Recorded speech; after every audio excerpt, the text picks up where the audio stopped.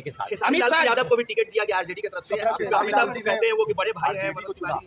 नहीं, खेसारी तो भाई है, लेकिन राजनीति में उनकी पत्नी शायद आई है नहीं, खुद खेसारी ही उतर रहे हैं मैदान में। खुद लड़ रहे हैं। वो भी छपरा से आरजेडी से लड़ रहे हैं। छपरा से। मैं हमेशा कहता हूँ राजनीति में आप आएँ, युवाओं को आना चाहिए, कलाकारों को आना चाहिए, लेकिन आने के बाद वो सेवा एक चुनौती होगी, उसको कैसे आगे करेंगे।